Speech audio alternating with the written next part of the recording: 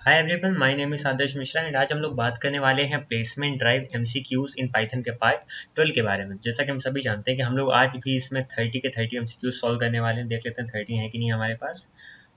हमारे पास पूरे 30 क्वेश्चंस है और आज का जो हमारा यहाँ पे ओएटी है, जो हमारा एमसीक्यू जो हम लोग सॉल्व करने वाले हैं, ये बेस्ड है यहाँ पे नंबर्स पे, यहाँ पे ऑपरेटर्स पे एंड इसी तरह की जो हमारी प्रॉब्लम्स होती हैं, जो कि आगे जाते जाते टफ होती जाएंगी। हर एक लेवल पे आप जो है, आपको एक क्वेश्चन में कुछ ऐसा मिल जाएगा जो कुछ नया होगा। ये वीडियो आपके लिए बना हुआ है क्योंकि आपको एमसीक्यूज तो आपको आने ही चाहिए भाई, अगर आपको प्लेसमेंट में बैठना है तो चलिए शुरू करते हैं पहले एमसीक्यू के साथ। तो यहाँ पे देख पा रहे हैं हम कि नम 1 की वैल्यू 5 है, नम 2 की वैल्यू 6 है। तो अक्सर इस तरह के क्वेश्चन जो हैं अगर आते हैं तो लोग जो है कभी कभार जल्दबाजी में गलत आंसर दे देते हैं। तो हम लोग को जल्दबाजी नहीं करनी है, बहुत ही आराम से इसे सॉल्व करना है। तो पहले आते हैं, क्या 5 मेरा कम है 6 से? सही बात है। क्या 5 मेरा कम है या बराबर है 6 से? ये भी सही है। क्या 5 मेरा बड़ा है 6 से? तो ये हमें थर्ड नंबर पर क्या मिल जाएगा? फॉल्स। क्या 5 मेरा बड़ा है या बराबर है 6 से? यहाँ पे हमें फॉल्स मिल जाएगा, तो इन दोनों में हमें फॉल्स मिल गया।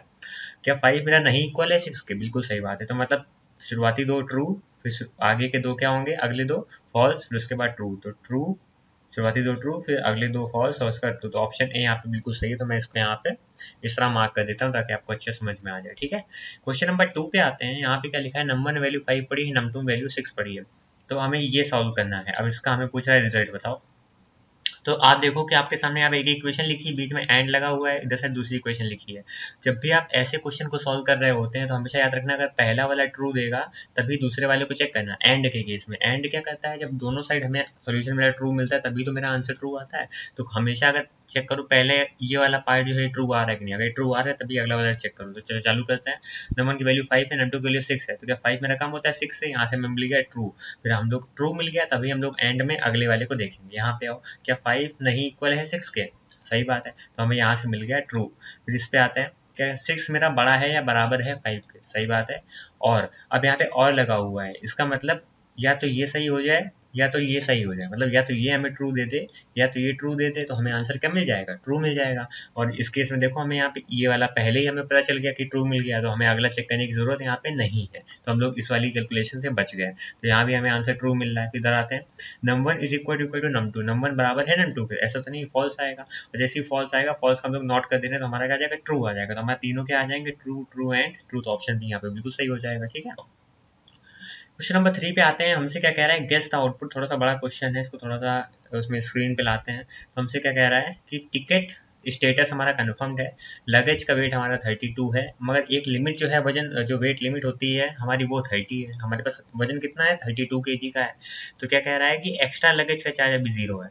तो यहाँ पे देखो, क्या टिकट स्टेटस कन्फर्म्ड है? तो बिल्कुल हमारी कन्फर्म्ड है। तो हम लोग इस वाले इफ में आ जाएंगे। ठीक है, मतलब ये एल सब जो नीचे एल से लिखा हुआ ये नहीं चलेगा, इस पे आए। अब यहाँ पे हमसे क्या कह रहा है कि लगेज वेट क्या बड़ा है 0 से? तो मेरा लगेज वेट 32 किलो का है। मेरा जो सामान सूटकेस ले आ रहा हूँ 32 किलो का है। तो 32 बड़ा होता है 0, सही बात है। एंड लगा तो इधर भी चेक करना पड़ेगा, क्या मेरा लगेज वेट कम है वेट लिमिट से? तो मेरी वेट लिमिट तो 30 है, मगर मेरे पास 32 किलो का सामान है। तो ये वाली कंडीशन तो गलत हो गई। फिर हम लोग इस वाले पे आएंगे। ये हमसे क्या कह रहा है? अगर हमारा लगेज वेट जो कि 32 है, क्या ये कम है या बराबर है 30 + 10 मतलब 40 के? तो क्या 32 कम है या बराबर है 40 के? बिल्कुल है। तो क्या कर देगा? एक्स्ट्रा लगेज का चार्ज लग जाएगा भाई। अब कितने पे लगेगा? तो हमारा कितना कितना ज़्यादा है। अब जो हमारी लिमिट है वो 30 है, हमारे पास कितना है? 32 है। तो 32 माइनस 30 कर दिया, तो यहाँ पे 32 में 30 कर दिया। कितना आ गया? 2। और 2 × 3 मतलब हर किलो, हर एक किलोग्राम में क्या कर रहे हैं? 300 रुपये का मल्टीप्लाई कर रहे हैं। मतलब 1 किलो अगर एक्स्ट्रा है तो 300 रुपये एक्स्ट्रा हमें चार्ज देना पड़ेगा। तो हमारा कितना हो जाएगा? 600 रुपये। ठीक है, फिर यहाँ पे आते हैं। ये हमसे क्या चेक कर रहा है कि अगर एक्स्ट्रा लगेज का चार्ज अगर बड़ा है 0 से, मतलब हमने 600 रुपये और देने, एक्स्ट्रा लगेज का चार्ज है।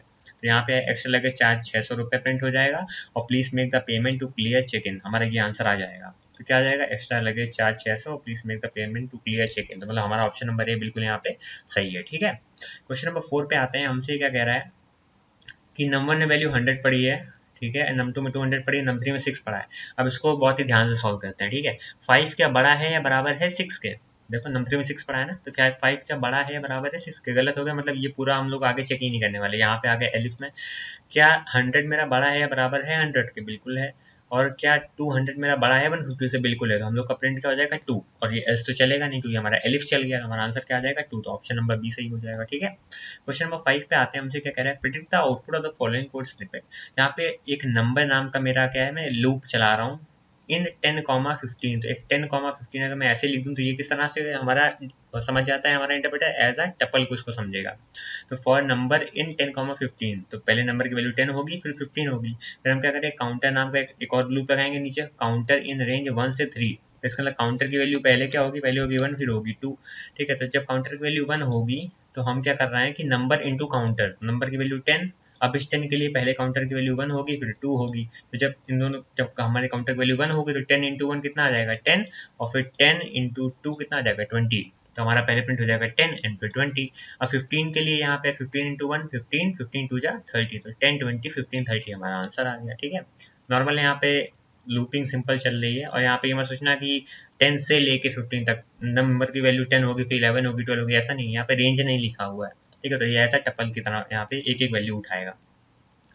क्वेश्चन नंबर 6 पे आते हैं, क्या कह रहा है कि नंबर नंबर की क्या वैल्यू होनी चाहिए कि हमारा आंसर 1 आ जाए। तो हमारा अगर हमें आंसर 1 चाहिए, इसका मतलब हमें ये वाली कंडीशन सही करानी होगी, तभी तो हमारा आंसर 1 आएगा। तो बाकी की चेक करने का कोई तुक बनता ही नहीं है। तो इधर आओ, 11 और 2 के लिए चेक कर लो, 11/2 क्या इक्वल है 5 के, तो 11/5 के इक्वल नहीं होता है। ठीक है, ये नहीं होगा। 0 और 5 पे आओ, 0/5 क्या इक्वल है 5 के, ऐसा भी नहीं होता है। तो यहाँ पे 5 और 1 पे आ गए, क्या 5/1 इज इक्वल टू 5, ये बिल्कुल सही बात है। तो आगे चेक कर लो, 5 + 1 मतलब 6, क्या 6 बड़ा है 5 से, बिल्कुल है, तो हमारा प्रिंट हो जाएगा। मतलब हमारा नंबर 1 5 होना चाहिए और नंबर 2 क्या होना चाहिए 1 होना चाहिए। ठीक है, तो इस तरह से हमारा ये आंसर आ गया।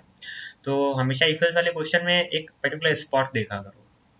यहाँ पे हमसे क्या कह रहा है, आउटपुट बताना है, नंबर वैल्यू 100 है, नम 2 में 0 है, ट्राई करें result equal to number upon नम 2, मतलब 100/0, 100/0 करेंगे तो एक हमारी एरर आती है 0 डिवीजन एरर, तो वो आ जाएगी। जैसे ही वो आएगी उसको हम एक्सेप्ट कर दे रहे हैं, एक्सेप्ट 0 डिवीजन एरर, और इसकी जगह पे एरर ना आ जाए 4-5 लाइन की, उसके बाद क्या लिख के आ जाए, उसकी जगह क्या लिख के आ जाए, प्रिंट 0 डिवीजन एरर अकर, तो हमारा 0 डिवीजन एरर अकर आके प्रिंट हो जाएगा, तो हमारा यही आंसर आ जाएगा, ऑप्शन नंबर सी। ठीक है, क्वेश्चन नंबर 8 पे आते हैं, कह रहा है what is the output of the following.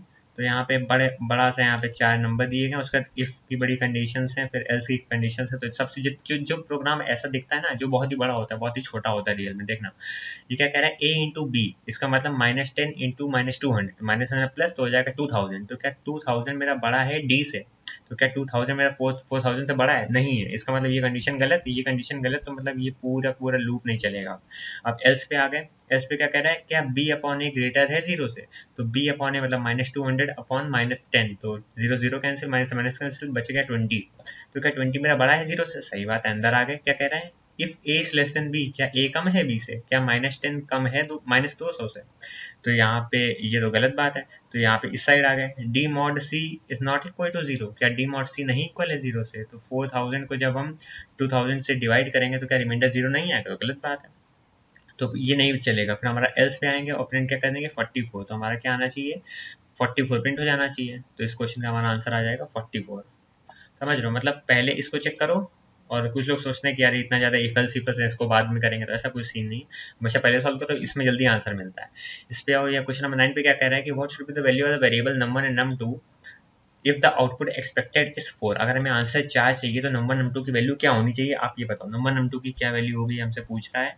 और हर बार अगर क्या है कि नंबर 1 अगर मेरा बड़ा है या बराबर है 2 से, और अगर वो पहला नंबर में दूसरे नंबर से भी बड़ा है, तो हर बार पहले नंबर को आधा कर दो। ठीक है, अगर ऐसा नहीं है, मतलब अगर मेरा किसी भी केस में नंबर 2 बड़ा हो जाता है नंबर 1 से, तो उस केस में प्रिंट करो नंबर 1 की वैल्यू, तो मतलब हर बार नंबर 1 को ही प्रिंट कर रहे हैं, तो नंबर 1 को प्रिंट कर रहे हैं, हमें आंसर क्या चाहिए 4 चाहिए, और नंबर 1 को हम लोग हर बार आधा कर रहे हैं।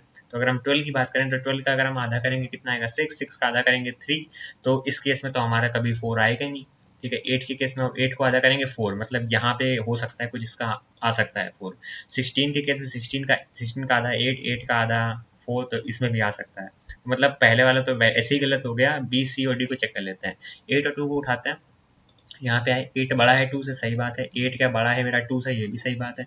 तो 8 को 8/2 का मतलब अब हमारी 8 की जगह क्या होगा 4 हो गया, ये 4 क्या 4 बड़ा है 2 से, और 4 मेरा ग्रेटर है 2 से, तो 4 का हो गया 2, तो 4 का 2 हो गया। अब क्या मेरा 2 बड़ा है या बराबर है 2 से, बिल्कुल, तो 2 मेरा क्या ग्रेटर है 2 से, यहाँ का फॉल्स हो गया, एल्स में आए प्रिंट हो गया 2, तो प्रिंट हो रहा है 2, मतलब 8 और 2 के केस में हमारा क्या प्रिंट होगा 2 प्रिंट होगा। 16 और 6 पे आते हैं, 16 6 पे, 16 क्या बड़ा है 2 से, 16 क्या बड़ा है 2 से, बिल्कुल, तो 16/2 मतलब 8, 8 आएगा, और फिर दोबारा ऊपर चेक करेंगे 8 क्या बड़ा है 2 से, तो उसके इसमें 4 हो जाएगा। 8 बड़ा 2 से नहीं, 8 बड़ा है 6 से, 8 बड़ा है क्या 6 से? बिल्कुल बड़ा है, तो 8/2 हो जाएगा, 4 आ जाएगा। 4,6 गया, 4,6। अब यहाँ पे चेक कर रहा है क्या 4 मेरा ग्रेटर है 2 से? सही बात है। क्या 4 मेरा ग्रेटर है 6 से?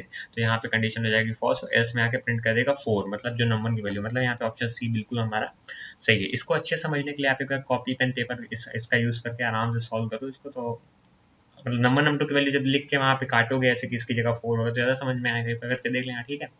क्वेश्चन नंबर 10 पे आते हैं। हमसे क्या कर नंबर में वैल्यू पड़ी है 28 फॉर नम इन रेंज 25 से 30। तो नम की वैल्यू पहले होगी 25, फिर 26, 27, 28 और 29, ठीक है। ये क्या कर रहा है, हर बार चेक कर रहा है अगर मेरा 28 अगर बड़ा है नम की वैल्यू से तो हमारे उस नम को प्रिंट कर दो। तो देख लो पहले 25 है कि 28 बड़ा है 25 से? बिल्कुल है, तो 25 मेरा प्रिंट हो गया। 26 इसके लिए 26 हुई, क्या 28 हमारा बड़ा है 26 से? बिल्कुल है, 26 प्रिंट हो गया। क्या 28 बड़ा है 27 से? 27 प्रिंट हो गया। क्या 28 बड़ा है 28 से? नहीं, ऐसा तो नहीं है, तो प्रिंट कर दो नम की वैल्यू, मतलब 28 भी प्रिंट हो जाएगा।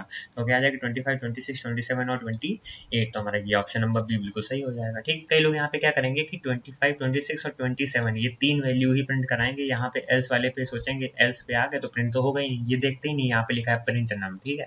तो हमेशा देख के ही काम करना चाहिए। क्वेश्चन नंबर 11 पे आते हैं। हमसे क्या कह रहा है, predict the output of the following code snippet. यहाँ पे काउंटर की वैल्यू 0 है, तो while counter is less than equal to 9, अगर वो 2 से डिवाइड हो रहा है तो पास कर दो, मतलब कोई फर्क ही नहीं पड़ता, अगर डिवाइड होगा भी तो भी कोई मतलब नहीं है यहाँ पे, ठीक है। एल्स पे आता है, और एल्स पे क्या कर रहा है, काउंटर को प्रिंट कर दे रहा है, तो इसका मतलब यहाँ पे काउंटर वैल्यू 0 है। क्या 0 मेरा कम है 9 से? बिल्कुल है, ठीक है। तो क्या 0 mod 2 इक्वल टू 0? तो बिल्कुल बिल्कुल डिवाइडर के अंदर 0 आता है तो पास हो जाएगा, मतलब कोई दिक्कत नहीं, दोबारा आ गए, ठीक है। यहाँ पे काउंटर पहले बढ़ गई, काउंटर वैल्यू 1 हो गई। अब यहाँ पे जो भी नंबर हमारे 2 से डिवाइड हो रहे हैं तो उनको ये नहीं ले रहा है, मतलब 0, 2, 4, 8, 0, 2, 4, 6, 8 8 तक हमारा जो है जितने भी काउंटर की वैल्यू के इनमें हमारा पास हो जाएगा, मतलब दोबारा काउंटर की वैल्यू 1 बढ़ जाएगी। तो इसका मतलब जो हमारे ऑड नंबर हैं उस पे ये प्रिंट करेगा काउंटर की वैल्यू, तो हमारा क्या आ जाएगा 1, 3, 5, 7 और 9। तो हमारा ऑप्शन नंबर ए बिल्कुल सही। 9 इसलिए क्योंकि यहाँ पे लेस देन इक्वल टू लगा हुआ है, ठीक है। क्वेश्चन नंबर 12 पे आते हैं। हमसे क्या कह रहे हैं, फॉर नम इन, इस तरह से अगर आपको कभी भी नंबर्स दिए हों तो ये इसको एरर में समझना, ये एज अ टप्पल के फॉर्म में हमारा कंसीडर कर लिया जाता है। तो नम की वैल्यू पहले 23 होगी, फिर 45, फिर 50 ऐसे। तो चेक कर लो 23 के लिए, 23 क्या 5 से डिवाइड करें तो क्या आंसर 0 नहीं आएगा? बिल्कुल सही बात है, तो कंटिन्यू कर दो, मतलब 45 उठा लिया। क्या 45 को 5 से डिवाइड करेंगे आंसर 0 नहीं आएगा? गलत हो गया, फॉल्स। क्या 45 को 10 से डिवाइड करें आंसर 0 आएगा? गलत है, नहीं आएगा। क्या 45 को 3 से डिवाइड करें आंसर 0 आएगा? बिल्कुल आएगा। तो हमारा क्या प्रिंट हो जाए, 45 प्रिंट हो जाए, तो 45 हमारा प्रिंट हो गया। फिर 50 आई, 50 को 5 से डिवाइड करेंगे तो नॉट इक्वल टू 0, सही बात है। फिर यहाँ पे 1 मिनट, 50 को जब हम 5 से डिवाइड करेंगे नॉट इक्वल टू 0, मतलब 50 को जब हम 50 से मॉड करें तो हमारा रिमाइंडर 0 आता है, तो कह रहा है 0 इज नॉट इक्वल टू 0, तो कंडीशन हो गई फॉल्स, ठीक है। इधर है, क्या हम 50 को 10 से डिवाइड करें आंसर 0 आता है? बिल्कुल आता है। डिवाइड करने का मतलब यहाँ पे मॉडुलस का है, ठीक है, मॉडुलस लगा हुआ, मैं डिवाइड बोल देता हूँ, तो प्रिंट कर देगा नम, तो 45 के बाद 50 भी प्रिंट हो जाएगा और कंटिन्यू हो जाएगा, मतलब अगली बार उसकी वैल्यू हो जाएगी 65। तो 45 के बाद 50 प्रिंट हो गया, फिर 65 आया यहाँ पे। 65 को जब हम 5 से डिवाइड करेंगे आंसर नहीं आएगा 0, सही बात है। यहाँ पे 65 को 5 से डिवाइड करेंगे तो आंसर आएगा 0, 0 से, हाँ वैसे ही बात है, 0 इज नॉट इक्वल टू 0, ठीक है। 65 को 10 से डिवाइड करेंगे आंसर 0 आएगा? नहीं आएगा। 65 को 3 से डिवाइड करेंगे आंसर 0 आएगा? नहीं आएगा। तो अगली बार 76 आएगा। 76 को जब 5 से डिवाइड करें आंसर नहीं आ रहा है 0, बिल्कुल सही बात है, तो कंटिन्यू कर दो, मतलब आ गया हमारा 90। 90 को जब 5 से डिवाइड करेंगे आंसर नहीं आ रहा 0, तो 95 से डिवाइड करें आंसर नहीं आ रहा 0, तो ये बात तो गलत है, यहाँ पे फॉल्स हो गया। 90 को 10 से डिवाइड करेंगे आंसर 0 आएगा? बिल्कुल आएगा, तो प्रिंट कर दो 90 और कंटिन्यू कर दो, तो अगली बार तो हमारी टपल ही खत्म हो गया। तो 45, 50 और 90 हमारा प्रिंट हो जाएगा, ऑप्शन नंबर ए हमारा बिल्कुल यहाँ पे सही हो जाएगा, ठीक है। तो थोड़ा सा घुमाने वाले क्वेश्चन होंगे यहाँ पे, ये कंडीशन तो मुझे बार बार घुमा रही थी, मॉडुलस निकल के नॉट इक्वल टू 0, मगर इसका मतलब अगर साधारण भाषा में बोलोगे तो आसानी से हो जाएगा। ये हमसे क्या कह रहा है कि इनमें से कौन सा स्टेटमेंट जो है जिसमें एरर आने वाली, ये बताओ। अगर ये स्टेटमेंट एग्जीक्यूट हो रहे हैं इसी ऑर्डर में जिसमें ये लिखे हुए हैं, ठीक है, तो इन स्टेटमेंट्स को एक करके देख लेते हैं। तो बोल रहा है लिस्ट 1 में, ये हमारी लिस्ट बन गई, ठीक है। प्रिंट करो लेंथ ऑफ लिस्ट, तो लिस्ट की लेंथ आ जाएगी 3 तो 5, 5 प्रिंट हो जाएगा। प्रिंट करो लिस्ट के 4th इंडेक्स पे क्या पड़ा है, 0, 1, 2, 3, 4, 25 पड़ा है। प्रिंट लिस्ट 1 का 5, मतलब लिस्ट के 5th इंडेक्स क्या है, तो अभी आपने देखा था 4th इंडेक्स पे ये पड़ा, 5th इंडेक्स पे कुछ है ही नहीं, तो यहाँ पे ये लाइन क्या दे देगी, एरर दे देगी। फिर इस पे आओ, क्या कह रहा है लिस्ट का 4 से लेके 5 तक, मतलब 25 से लेके आखिर तक। अगर यहाँ पे सीक्वेंस में चल रहा है तो पहले डी में एरर आ जाएगी, तो पहले देख लेते हैं ऑप्शन डी है क्या। ऑप्शन डी है तो हमारा यही आंसर हो जाएगा, ठीक है। तो अब ऑप्शन पे यहाँ पे बाकी और कोई नहीं है, यहाँ पे देख रहे हो ई एफ जी, मतलब डी कॉमा एच अगर होता तो समझ में आता कि हाँ हो सकता है एच में भी एरर हो सकती है। तो डी तक सॉल्व करो, बाकी नीचे आने की जरूरत ही नहीं है, ऑप्शन देख लो पहले, ठीक है। क्वेश्चन नंबर 14 पे आते हैं, हमसे क्या कह रहा है विच अमंग द फॉलोइंग स्टेटमेंट में रिजल्ट इन एन एरर। और हमसे कह रहा है इसमें ये भी जितने भी स्टेटमेंट लिखे हैं एक सीक्वेंस पे लिखे हुए हैं, तो देख लेते हैं। टपल हमारा बना हुआ है टपल 1 नाम का, ठीक है। हम लेंथ प्रिंट कर रहे हैं तो लेंथ प्रिंट हो जाएगी 3 2 5 5 आंसर आ जाएगा।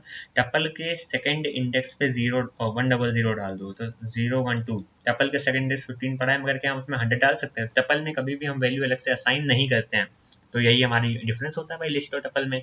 लिस्ट में हम इंडेक्सिंग के हिसाब से हम वैल्यू को दोबारा असाइन कर सकते हैं, लिस्ट में चाहिए वैल्यू को चेंज कराया जा सकता है, टपल में ऐसा नहीं कराया जा सकता। तो यहाँ पे सी में एरर आ गई। अब यहाँ पे ऑप्शन देखो तो यहाँ पे सिंगल मतलब सिंगल यहाँ पे भी ऑप्शन यहाँ पे हैं, और दो दो मतलब पेयर के फॉर्म में भी है, मतलब और कोई भी गलत हो सकता है। तो प्रिंट कर रहा है टप्पल का फिफ्थ इंडेक्स, तो 0 1 2 3 4 फिफ्थ इंडेक्स पे कुछ है नहीं, तो हमारा डी भी एरर देगा, सी और डी दोनों एरर देंगे। Tuple 1 equal to tuple 1 plus 8 9 H, तो हम टप्पल का कॉन्केटिनेशन करें तो ये तो हो ही जाता है, तो सी और डी में एरर आ रही है, तो मतलब हमारा आंसर क्या आ जाएगा, सी एंड डी। क्वेश्चन नंबर 15 पे आते हैं, हमसे क्या कह रहा है इसका आउटपुट बताएं।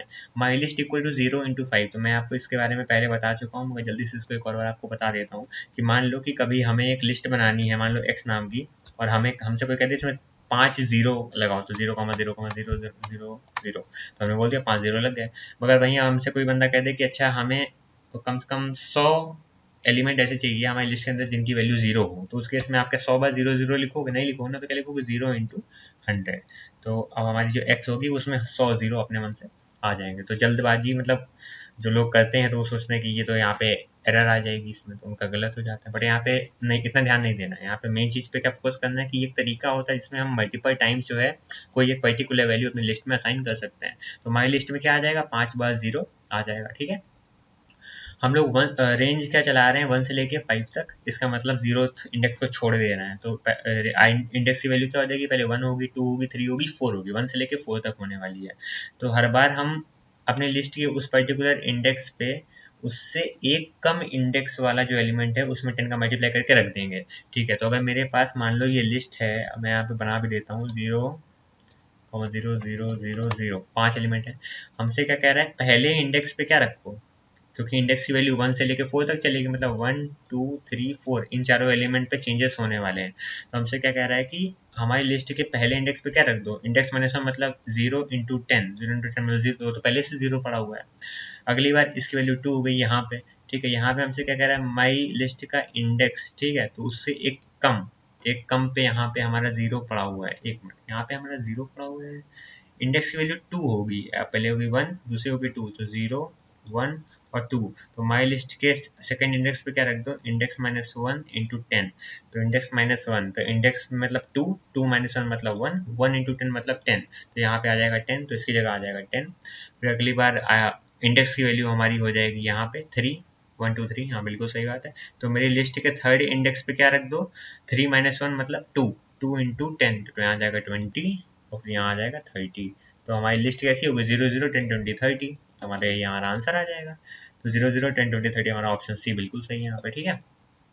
क्वेश्चन नंबर 16 पे आते हैं, थोड़ा बड़ा क्वेश्चन है। क्या कह रहा है कि ये पैन कार्ड नंबर दिए गए हैं, पैन कार्ड लिस्ट में डिफरेंट डिफरेंट टाइप के नंबर्स हैं। हमसे कह रहा है इसका आंसर बताओ। तो पैन कार्ड का थर्ड इंडेक्स, तो पहले इसको सॉल्व करो, तो 0 index, first index, second index, third index, मतलब ये वाले की बात हो रही है। फिर हमसे क्या कह रहा है, इस थर्ड पैन कार्ड का थर्ड इंडेक्स मिल गया, अब इसके जो है इसका सिक्स्थ इंडेक्स क्या है। तो कौन सा थर्ड इंडेक्स था मिला था, ये वाला मिला था, इसका थर्ड इंडेक्स बताओ, मतलब 0th index, first second third, तो यहाँ पे हमें मिल गया ई। तो ई कॉमा एंड इक्वल स्पेस मतलब ई प्रिंट हो जाएगा, तो पहले मेरा ई प्रिंट हो रहा है, बट यहाँ पे मुझे ई दे क्यों नहीं रहा है इसको, यहाँ पे कोई एरर है क्या। पैन कार्ड लिस्ट का 3 का 6 मतलब 0 1 2 3, इसका 6 इंडेक्स मतलब 0 1 2 3 4 5 6, तो यहाँ अच्छा सॉरी यहाँ पे 2 आना चाहिए, 6 इंडेक्स निकाला ना, तो 2 आएगा। 2 यहाँ पे पहले प्रिंट हो जाएगा, फिर एक स्पेस आ जाएगी, तो 2 के बाद देखो स्पेस जो है इसी में आ रही, मतलब यही हमारा आंसर है। बट फिर भी आगे देख लेते हैं क्या कह रहा है। पैन कार्ड का 4 देखो, मतलब 0 1 2 3 एंड 4, मतलब ये वाला, ठीक है। इसमें जो है 3 से लेके आगे तक सारे एलिमेंट उठा लो, तो 0 1 2 3, मतलब ए से लेके आखिर तक सारे एलिमेंट उठा लो, तो 2 के बाद स्पेस आएगा, उसके बाद हमारा ए एफ ई ये सब आ जाएगा। तो हमारा ऑप्शन बी यहाँ पे बिल्कुल सही है, ठीक है। क्वेश्चन नंबर 17 पे आते हैं, हमसे क्या कह रहा है। मैसेज मेरा क्या है, वेलकम टू मैसूर, और मैं क्या कर रहा हूँ, word is equal to message का -7। मैसेज का -7 का मतलब क्या है, -1 -2 -3 -4 -5 -6 -7, मतलब ये मैसूर उठा और जाके मेरे वर्ड में यहाँ जाके सेव हो गया। मैं यहाँ पे ऐसे लिख के दे रहा हूँ ताकि आपको थोड़ा आसानी समझ में आ जाए। स्पेस मैसूर आएगा, ठीक है। ठीक है, क्या चेक करा, वर्ड इक्वल टू मैसूर, तो यहाँ पे इस मैसूर और इस मैसूर में डिफरेंस है, तो इफ वाला ब्लॉक नहीं चलेगा, एल्स पे आए। मैसेज इक्वल टू मैसेज का 3 से लेके 14 तक, तो 0 1 2 3, तो 3 से लेके 14 तक मतलब सारे एलिमेंट उठा लो, तो 3 4 5 6 7 8 9 10 11 12 13। अब यहाँ पे 14 को इंक्लूड नहीं करेंगे क्योंकि हम लोग स्लाइसिंग में एंड वाले एलिमेंट से एक पहले तक चलते हैं। तो क्या हमारा आंसर आ रहा है, कम टू मिस, तो कम टू मिस हमारा मैसेज में आ जाएगा, उसी को प्रिंट कर देंगे तो हमारे यही प्रिंट हो जाएगा, कम टू मिस। तो यहाँ पे ऑप्शन नंबर बी सही। कई लोग यहाँ पे कम टू मिसो कर देंगे, मतलब एस ओ लगा देंगे क्योंकि 14 को भी इंक्लूड कर लेंगे, मगर 14 को इंक्लूड नहीं करना है, ठीक है। क्वेश्चन नंबर 18 आते हैं, हमसे क्या कह रहा है, इम्पोर्ट मैथ, ठीक है। क्या कह रहा है, नम लिस्ट में यहाँ पे मेरी लिस्ट है 100.5 30.465 और -1.22 20.15। इसमें हमें इंसर्ट करना है फर्स्ट इंडेक्स पे -100.5, तो 0th इंडेक्स ये है, फर्स्ट इंडेक्स पे हमारा 30.465 है, मगर हमें यहाँ पे इंसर्ट करना है फर्स्ट इंडेक्स में -100.5, तो यहाँ पे क्या हम -100.5 को इंसर्ट कर देंगे 0.5 को, ठीक है। तो यहाँ पे हमारा जो फर्स्ट इंडेक्स पे था वो खसक जाएगा एक इंडेक्स।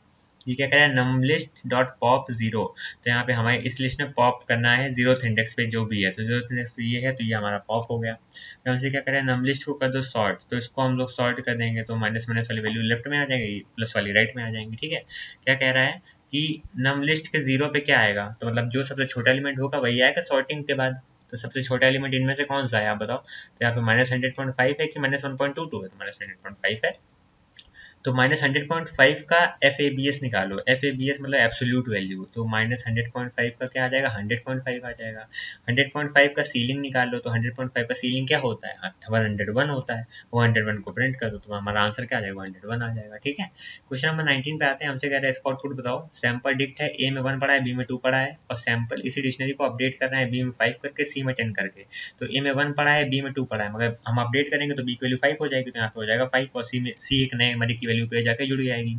हमसे क्या कह रहा है कि हमारी डिक्शनरी में ए की के सामने कौन सी वैल्यू है, बी के सामने कौन सी वैल्यू, सी के सामने कौन सी वैल्यू। ए के सामने 1 है, बी के सामने 5 है क्योंकि अपडेट हो गई है, और सी के सामने 10 है, 1 5 10 आ जाएगा आंसर हमारा। तो हमारा ऑप्शन नंबर बी यहाँ पे बिल्कुल सही है, ठीक है। यहाँ पे क्वेश्चन नंबर 20 हमसे क्या कह रहा है कि which among the following statement are correct with respect to function के बारे में यहाँ पे क्या सही लिखा हुआ है। तो ये सेक्शन ऑफ अ प्रोग्राम होता है जो एक पर्टिकुलर टास्क परफॉर्म करता है, बिल्कुल सही बात है। ये जो है क्लियरली सेपरेट कर देता है task within a program, बिल्कुल सही बात है, क्योंकि जब मैं मान लो फैक्टोरियल निकालना है, हमें पैलिंड्रोम निकालना है, तो फैक्टोरियल और पैलिंड्रोम एक ही जगह पे रखेंगे तो बड़ा अजीब सा लगेगा, अजीब सा लॉजिक लगेगा, ठीक है। उसको बार बार हम यूज़ भी नहीं कर पाएंगे। अगर हम उसे यूज़ करेंगे तो उतना ही फैक्टोरियल की जितनी लाइन में पहले लिखी उनको बाद में भी लिखना पड़ेगा, मगर अगर हम इसका फंक्शन बना देंगे तो हम सिर्फ एक लाइन यहाँ पे कॉल करेंगे, फंक्शन हमारा दोबारा पूरा उतना अपना चल जाएगा। तो टास्क तो सेपरेट हो जाते हैं, तो दूसरा भी ऑप्शन सही है। Control can be transferred back and fourth between different function based on need, मतलब नीड के हिसाब से हम लोग फंक्शन को कॉल कर सकते हैं, और किसी भी जगह, मतलब एक फंक्शन में रह के हम दूसरे फंक्शन को कॉल सकते हैं, उस फंक्शन में रह के हम किसी और फंक्शन को कॉल कर सकते हैं, तो अपने नीड के हिसाब से। तीसरी लाइन भी सही है। It helps to achieve modularity, हमारा कोड मॉड्यूलर बन जाता है। मॉड्यूलर मतलब फ्रेगमेंट्स में बढ़ जाना, कुछ कुछ मॉड्यूल्स में बढ़ जाना, इतना काम ये इस फंक्शन का है, फिर दूसरा काम ये फंक्शन इसका काम है, फिर तीसरा जो हमारा काम है इस फंक्शन का होगा, चौथा काम इस फंक्शन का होगा। तो अगर मान चौथे काम में कभी गड़बड़ हुई तो हम लोग सीधा पहले दूसरे तीसरे फंक्शन को नहीं देखेंगे, चौथे ही फंक्शन को देखेंगे जाके, तो हमारा मॉड्यूलर हो जाता है। इट सपोर्ट रीयूजेबिलिटी भी होती है, तो हमारे पांचों ही सही है यहाँ पे, तो 1 से लेकर 5 तक कोई ऑप्शन है क्या, ऑप्शन नंबर सी यहाँ पे बिल्कुल हमारा सही हो जाएगा। क्वेश्चन नंबर 12 पे आते हैं, क्या all modular design are because of top down design process, तो क्या जितनी भी मॉड्यूलर डिजाइन अभी तक हम लोग ने देखी हैं वो क्या टॉप डाउन डिजाइन प्रोसेस पे ही प्रेरित है, ऐसा तो नहीं है, बॉटम अप पे भी होती है, तो इसका मतलब हमारा इसका क्या आंसर आ जाएगा, फॉल्स। फिर हम लोग आते हैं क्वेश्चन नंबर 22 में, हमसे क्या कह रहा है कि नेम स्पेस जो होता है पाइथन में ये किस मतलब किस प्रकार से, किस रूल से ये हमारा ढूंढता है आइडेंटिफायर। तो जो नेम स्पेस होता है इसके बारे में आपको लास्ट वीडियो में, शायद लास्ट वीडियो 2-3 वीडियो पहले मैं बता चुका हूँ इसके बारे में, तो दोबारा से बता देते हैं। जैसे हमारे पास कोई प्रोग्राम है, ठीक है, तो उसमें जितने भी हमने ग्लोबल वेरिएबल्स बनाए हुए हैं, ठीक है, जो पूरे प्रोग्राम में एक्सेस कर सकते हैं हमने, तो वो उनके लिए बन जाता है ग्लोबल नेम स्पेस। ठीक है, इसी तरह से जैसे हमारा कोई फंक्शन है तो उसके अंदर जितने भी वेरिएबल्स हम लोग यूज़ कर रहे हैं उसके लिए बन जाता है मेरा फंक्शन का एक नेम स्पेस, मतलब लोकल नेम स्पेस। ठीक है, और मान लो कोई मॉड्यूल हमने इंपोर्ट करा है तो बिल्ट इन नेम स्पेस उसका बन जाता है। तो डिफरेंट डिफरेंट नेम स्पेस होते हैं जिसके अंदर हमारे वेरिएबल्स होते हैं। ठीक है, तो यहाँ पे हम अगर यहाँ पे पूछ रहा है कि ऑर्डर क्या होगा नेम स्पेस का, तो जो ऑर्डर होता है नेम स्पेस का, इस पे रूल लगता है LEGB रूल होता था। हाँ, L से क्या होता है लोकल, E से होता है इन्वायरमेंट, और G से होता है ग्लोबल, और बी से क्या होता है, बी से होता है बिल्ट इन। तो यही होता है, मतलब 4 हमारे नेम स्पेस होते हैं, इन चारों का ऑर्डर क्या होता है LEGB। तो L से लोकल, G से, यहाँ पे इन्वायरमेंट नेम स्पेस के बारे में बात करी नहीं गई है, तो L से लोकल, LE, फिर उसका G मतलब ग्लोबल, और फिर B मतलब बिल्ट इन। तो हमारे पाइथन पहले सर्च करेगा लोकल में, लोकल वेरिएबल से पहले देखेगा, नहीं मिलेगा तो ग्लोबल में चेक करेगा, ग्लोबल नहीं चेक करेगा तो बिल्ट इन में चेक करेगा। ठीक है, तो ये हमारा रूल होता है। तो हमारा यहाँ पे ऑप्शन बी सही है। क्वेश्चन नंबर 23 पे आते हैं, हमसे क्या कह रहे हैं, इसका आउटपुट क्या आएगा। एक mod1 नाम का मेरा ये फंक्शन है चेंज, ये दूसरा फंक्शन है, ये भी चेंज नाम का है, ये mod1 है, mod2 है। ओहो, अच्छा मैं समझ गया। यहाँ पे mod1 mod2 का मतलब है, यहाँ पे इस लाइन से समझो, क्या कह रहे हैं, एक मॉड्यूल है जिसके यहाँ से हमने फंक्शन निकाला चेंज नाम का, और एक दूसरा मॉड्यूल है उसमें भी एक चेंज नाम का फंक्शन है। ठीक है, तो यहाँ पे हमसे कह रहा है s इक्वल टू 1 2 3 और चेंज s में वैल्यू पड़ी 1 2 3, हम चेंज s करें तो कौन सा हमारा चेंज फंक्शन चलेगा, क्या पहला वाला चेंज फंक्शन चलेगा या फिर दूसरा वाला फंक्शन चेंज करेगा जो कि दूसरे मॉड्यूल का है। तो यहाँ पे क्या आ जाएगा, नेम क्लैश हो जाएगा। तभी मैंने आपको एक वीडियो में बताया हुआ था कि फ्रॉम मॉड्यूल इंपोर्ट फंक्शन, ये वाली चीज़ हम लोग यूज़ नहीं करते हैं अगर हमें बहुत सारे मॉड्यूल इंपोर्ट कराने हैं तो। और वहीं पे अगर मान लो हमने यहाँ पे सिर्फ ये लिखा होता, इसकी जगह हमने क्या लिखा होता कि इंपोर्ट mod1, और दूसरी लाइन में लिखा होता है इंपोर्ट mod2, तो हम लोग चेंज को कैसे कॉल करते हैं, mod1 डॉट चेंज, और mod2 के लिए कैसे करते हैं, mod2 डॉट चेंज। तो तब साफ साफ समझ में आ जाता है कि ये चेंज है, ये mod1 इसके पहले लगा तो ये mod1 मतलब मॉड्यूल 1 का है, mod2 डॉट चेंज का मतलब ये मॉड्यूल 2 का है। तो तब समझ में आ रहा था, बट इस केस में तो दोनों ही का नाम चेंज है, देखो, है ना, इस केस में दोनों का नाम चेंज है, तो इसका मतलब क्लैश हो गया नाम में भाई। अब तो हमारा इंटरप्रेटर खुद ही पगला गया, इस वाले चेंज को उठाएं कि इस वाले चेंज को उठाएं, तो यहाँ पे क्या हो जाएगा, एक नेम क्लैश आ जाएगा। ये हमसे क्या कह रहा है कि इसमें से रिकर्जन के बारे में क्या गलत है, देख लेते हैं। तो रिकर्सिव फंक्शन को रिप्लेस कर सकते हैं नॉन रिकर्सिव फंक्शन से, तो बिल्कुल सही बात है, क्योंकि हम लोग जो इटरेशन से कर सकते हैं वही रिकर्जन से कर सकते हैं। कई सारी चीज़ें होती हैं, मतलब कुछ प्रोग्राम नहीं भी होते हैं वो रिकर्जन से अच्छे से हो जाते हैं, बट हम रिप्लेस तो कर ही सकते हैं, सही बात है। तो ये लाइन क्या कह रही है, recursive function usually take more memory space than non recursive function. ये थोड़ी ज़्यादा मेमोरी स्पेस लेते हैं क्योंकि यहाँ पे स्टैक का यूज़ होता है ना, मतलब आपका फंक्शन खुद को ही कॉल कर रहा है तो हमारी एक मेमोरी में स्टैक भी होता है, वो स्टैक यूज़ हो रहा होता है, तो ज़्यादा मेमोरी तो लेता है। रिकर्सिव फंक्शन फास्टर रन करते हैं नॉन रिकर्सिव फंक्शन से, ऐसा ज़रूरी नहीं है कि रिकर्सिव फंक्शन मतलब इटरेटिव फंक्शन ज़्यादा तेज़ चलते हैं, कभी कोई रिकर्सिव फंक्शन भी ज़्यादा तेज़ चल जाते हैं, कुछ कंडीशंस होती हैं। बट यहाँ पे क्या कह रहा है, रिकर्सिव फंक्शन हमेशा ज़्यादा ही तेज चलेंगे नॉन रिकर्सिव फंक्शन मतलब इटरेटिव फंक्शन से, तो ऐसा तो नहीं, ये लाइन गलत है। चौथे पे आते हैं, रिकर्जन से प्रोग्राम आसान हो जाता है समझने में, तो सही बात है, रिकर्जन से आसान हो जाता है क्योंकि दो ही केस लिखने होते हैं, बेस केस और रिकर्सिव केस। क्वेश्चन नंबर 25 पे आते हैं, हमसे क्या कह रहा है कि इस लाइन में हमें जो पाइथन कोड दिया गया है इसमें हम ऐसी क्या लाइन लिखें कि हमारा फैक्टोरियल ऑफ नंबर हमारा आ जाए।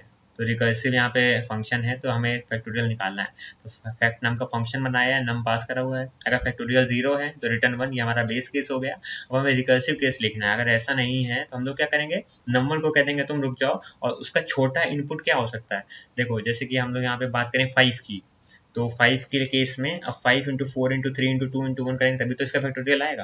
तो हम क्या कह रहे हैं कि 5 इंटू 4 इंटू 3 इंटू 2 इंटू 1 ना करके तुम ऐसा करो कि 5 को अभी रोक दो, 4 से लेके 1 तक निकाल लो, यही तो रिकर्जन होता है कि हम लोग क्या करेंगे, अगली बार उसी फंक्शन कॉल करेंगे छोटे इनपुट के लिए। तो हम लोगों ने 4 से 1 के लिए भेज दिया, अब 4 से 1 के लिए भेजा तो फिर अगली बार जब दोबारा आएगा यहाँ पे तो हमने कह दिया 4 को रोको, अच्छा तुम 3 से 1 तक का निकालो। तो हर बार देखो काम मेरा टलता जा रहा है, पहले 5 रुका हुआ है, अभी 4 रुका हुआ है, आंसर का इंतजार कर रहा है। 3 2 1 आया, 3 2 1 आया तो 3 इंटू 2 इंटू 1, अब हम कह देंगे 3 को रोक दो, 2 और 1 को जाओ भेज दो फंक्शन के बाद, 2 1 जाएगा, ऐसे 1 जाएगा, जैसे ही हमारा नम की वैल्यू 0 जाएगी रिटर्न हो जाएगा 1। तो हमें यहाँ पे क्या कर रहे हैं, हम एक नंबर को रोक रहे हैं और अब दोबारा हम अपना फंक्शन कॉल कर रहे हैं एक उसकी एक कम वैल्यू पे, तो मतलब अपने नंबर को हमने रोक दिया, number into fact of num minus 1। तो अगर हम यहाँ पे ये लिखते हैं तो मेरा चल जाएगा। हमने अपने नंबर को रोक दिया और फिर उसी फंक्शन को कॉल कर दिया एक कम नंबर पे, मतलब स्मॉलर इनपुट पे, तो हमारा ये वाला सही हो गया। तो हमारा ऑप्शन नंबर ए ही सही है, तो बाकी देखने की जरूरत ही नहीं है। क्वेश्चन नंबर यहाँ पे हम लोग आते हैं 26 पे। तो हमसे कह रहे हैं टेस्ट नाम का हमारे पास फंक्शन है, ठीक है। टेस्ट में हम पास कर रहे हैं 4,7, आई की वैल्यू 4, जे की वैल्यू 7। क्या आई की वैल्यू 0 है? नहीं, आई की वैल्यू 4 है। एल्स पे आए, रिटर्न कर दो test of i-1 I plus J, ठीक है। तो i माइनस मतलब 3, आई प्लस जे मतलब 7 प्लस 4 मतलब 11। तो अगली बार आई जे की क्या वैल्यू आ जाएगी देख लेते हैं। यहाँ पे मैं आई और जे की वैल्यू यहाँ पे लिखे ले रहा हूँ आपके सामने ताकि समझ जाए। पहले 4,7 था, बट जैसे ही हम यहाँ पे ऐसे नीचे चल के आए तो अब वैल्यू क्या हो गई 3,11। तो हमारी क्या हो गई 3,11, ठीक है। तो ये हो गया। फिर मैंने क्या किया यहाँ पे दोबारा गए ऊपर 3,11 के लिए, क्या आई की वैल्यू 0 है? नहीं, 3 है। तो यहाँ पे आए और हर बार आई की वैल्यू एक और कम कर दी, तो 3 से हो गई 2, और आई प्लस जे मतलब 11 प्लस 3 मतलब हो गया 14, ठीक है। यहाँ पे दोबारा है, क्या आई की वैल्यू 0 है? अभी भी नहीं है, तो आई की वैल्यू एक और कम मतलब इसकी वैल्यू हो गई 1, यहाँ हो गया 16, ठीक है। आई की वैल्यू 0 है, अभी भी नहीं है, ठीक है, ये भी नहीं चलेगा। तो यहाँ पे दोबारा आई की वैल्यू आई माइनस 1 मतलब 1 माइनस 1 मतलब 0, और यहाँ पे 16 प्लस 1 मतलब हो जाएगा 17। अब आई की वैल्यू 0 है, बिल्कुल है, तो रिटर्न कर दो जे, मतलब जे में वैल्यू पड़ी 17, 17 वापस भेज दो। 17 वापस आया, इस फंक्शन से 17 वापस आया यहाँ पे, और ये हमने क्या कर दिया प्रिंट कर दिया। तो हमारा आंसर क्या आ जाएगा? ऑप्शन नंबर डी आ जाएगा, ठीक है। क्वेश्चन नंबर 27 पे आते हैं। ये हमसे क्या कह रहा है कि हमें कलेक्ट टैक्स नाम का फंक्शन दिया गया है, तो हमें इसके बारे में यहाँ पे मैचिंग करनी है, ठीक है। तो मैचिंग करनी है, तो इतने अच्छे से तो इसको दिखाया नहीं गया है, बट फिर भी ये क्या लिखा है, def collect tax x comma y. तो यहाँ पे हम फंक्शन की डिक्लेरेशन कर रहे हैं, डिक्लेयर कर रहे हैं कि हमारा फंक्शन एक है कलेक्ट टैक्स नाम का, जो हमसे पैरामीटर लेगा x comma y as input. तो ये क्या है, हमारा फंक्शन का सिग्नेचर है। तो हमारे फर्स्ट का क्या आंसर हो गया? फोर्थ वाला। फर्स्ट का फोर्थ, ये मतलब ये वाला सही है, या फिर ऑप्शन सी सही है। तो यहाँ पे आते हैं, ये हमसे क्या करें, कलेक्ट टैक्स ए कॉमा बी, मतलब एक फंक्शन है उसको हम कॉल कर रहे हैं ए कॉमा बी के लिए। तो यहाँ पे फंक्शन कॉलिंग हो रही है, तो हमारा सेकंड का क्या आंसर आ जाएगा 3। तो सेकंड का 3 है, यहाँ भी सेकंड का 3, मतलब ए और सी में कोई एक आंसर है। ए कॉमा बी क्या है, फॉर्मल आर्ग्यूमेंट है कि एक्चुअल आर्ग्यूमेंट है? एक्चुअल आर्ग्यूमेंट वो होते हैं जहाँ जो फंक्शन कॉल के समय पे होते हैं। तो फंक्शन कॉल के समय पे यहाँ पे ए बी है, तो ए बी क्या हो गया, मेरा एक्चुअल आर्ग्यूमेंट हो गया। तो ए बी क्या आ जाएगा, एक्चुअल मतलब इसका आ जाएगा सेकंड। तो थर्ड का आ गया सेकंड, यहाँ पे थर्ड का फर्स्ट लिखा, मतलब हमारा ऑप्शन ए बिल्कुल सही है। एक्स कॉमा वाई क्या है, हमारे फॉर्मल आर्ग्यूमेंट है, क्योंकि इनको हम इस फंक्शन के अंदर यूज करने वाले हैं। तो एक्स कॉमा वाई क्या है, फॉर्मल आर्ग्यूमेंट हो गया। तो फोर का सॉरी फर्स्ट का हो जाएगा फोर्थ, सेकंड वाले का थर्ड, और थर्ड वाले का आ जाएगा सेकंड, और फोर्थ वाले का आ जाएगा फर्स्ट ऑप्शन, ठीक है।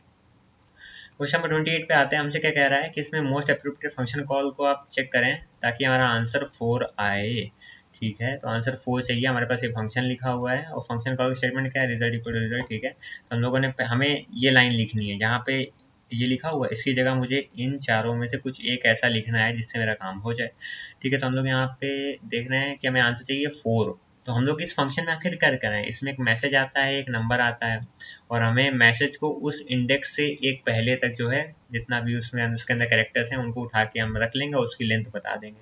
तो इन्फोसिस अगर 3 जाएगा तो इन्फोसिस तो 3 जाएगा, तो इन्फोसिस का अप टू थर्ड इंडेक्स तक यहाँ पे निकाल लो कितने कैरेक्टर को, 0 1 2, और थर्ड इंडेक्स में 3 तो इंक्लूड करेंगे नहीं, तो आई एन एफ आ गया। आई एन एफ का लेंथ निकालेंगे, आएगा 3, मगर हमें आंसर चाहिए 4, इसका मतलब 4 इंडेक्स तक होना चाहिए। तो हमारा क्या होना चाहिए ऑप्शन, यहाँ इन्फोसिस, यहाँ पे अगर 4 हो 4 हो तो चेक कर लो 4 कॉमा इन्फोसिस, अगर हम यहाँ भेजें 4 कॉमा इन्फोसिस क्यों भेजेंगे, पहले इन्फोसिस मैसेज में जाएगा इन्फोसिस ना, तो इन्फोसिस कॉमा 4 जाएगा। तो यहाँ पे इन्फोसिस गया तो 0 1 2 3, मतलब इन्फो उठ जाएगा, इन्फो की लेंथ क्या 4 है, तो हमारा आंसर 4 आ जाएगा। तो यहाँ पे ऑप्शन डी बिल्कुल सही है, ठीक है।